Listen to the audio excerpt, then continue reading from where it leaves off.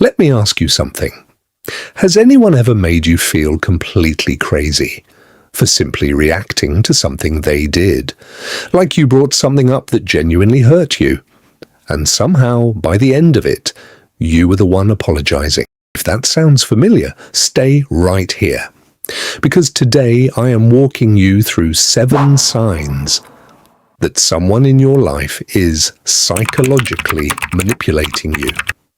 And most people living through this have absolutely no idea it is happening, because the best manipulators in the world do not look dangerous.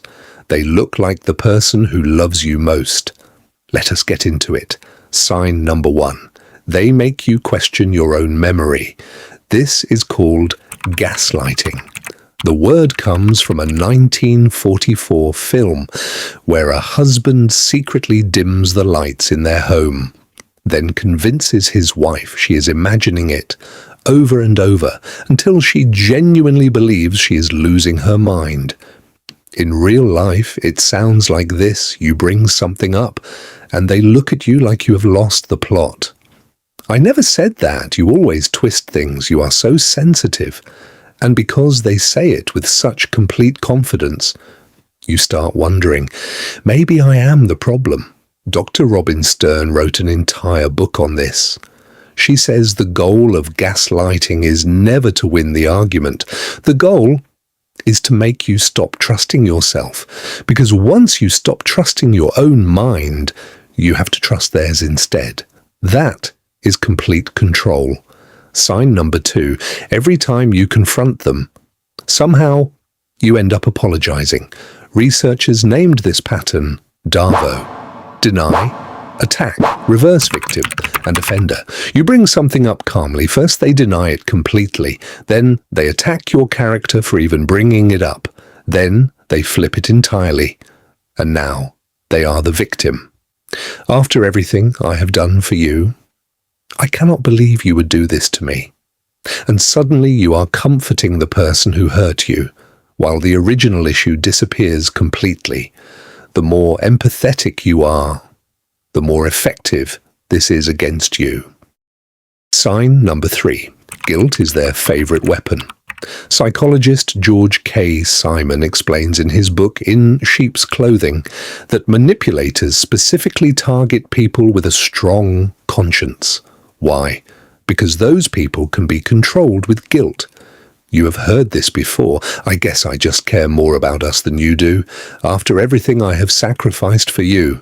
Every one of those sentences has one job: to make you feel terrible unless you give them what they want.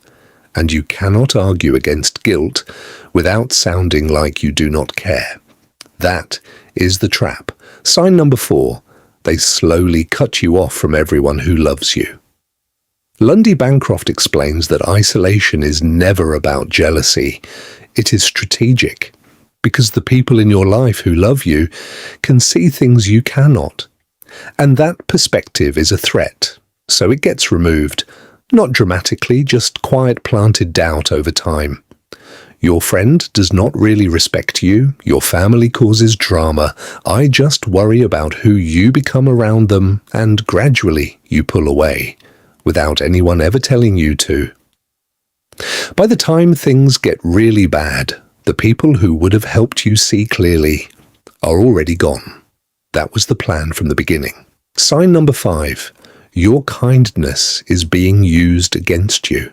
Manipulators specifically look for empathetic people, people who give the benefit of the doubt, people whose first instinct when someone is struggling is to help. In a healthy relationship, those qualities build something beautiful.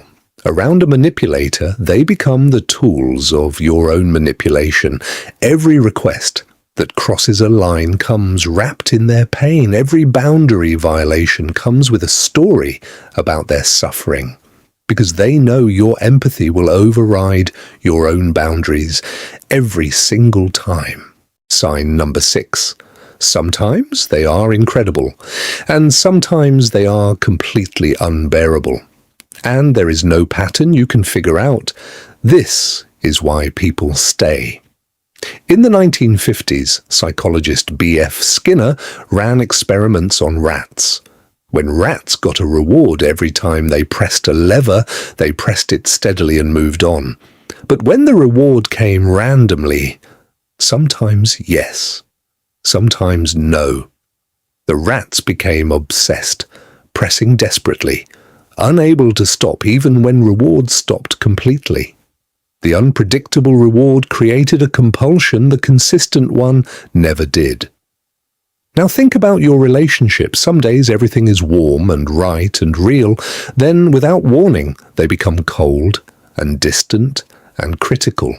So you pour all your energy into figuring out what you did wrong, trying to get back to the good version. That complete focus on their mood and their needs is the control. And the reason leaving feels like withdrawal, like grief, like it might break you, is not weakness. It is because your brain has been conditioned by an unpredictable reward system. That is neuroscience, not a character flaw. Sign number 7. After most conversations with them, you feel confused and mentally exhausted, like something happened, but you cannot explain what. Psychologist Leon Festinger developed the concept of cognitive dissonance, the discomfort of holding two contradictory things as true simultaneously. Skilled manipulators exploit this deliberately. They contradict themselves, deny what they said 10 minutes ago, end conversations without resolution on purpose, and you walk away, feeling like you lost a fight you cannot describe. That confusion is not accidental. It is the intended outcome, because a confused person cannot see clearly. A healthy disagreement leaves you with clarity, even when unresolved. When you consistently leave conversations feeling like you walked through a fog machine, your mind is telling you something important. Listen to it.